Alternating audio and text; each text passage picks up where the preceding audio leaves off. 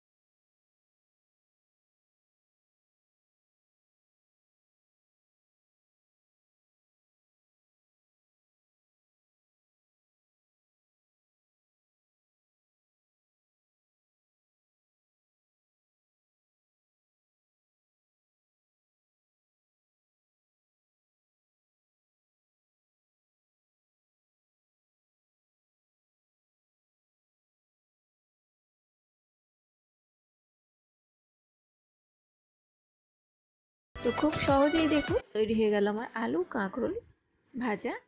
এইভাবে ভেজে তোলার আগে যদি সাইডে করে নেন কড়ায়, তাহলে অতিরিক্ত তেলটা কিন্তু বেরিয়ে যাবে। তো এবার আমি কড়া থেকে এটা তুলে নেব। তো একদম রেডি হয়ে গেল আমার আলু কাঁকরোল ফ্রাই। তো আজকের ভিডিও ভালো লাগলে অবশ্যই কিন্তু লাইক করবেন, শেয়ার করবেন, আর আমার চ্যানেলকে সাবস্ক্রাইব করতে ভুলবেন না। নমস্কার।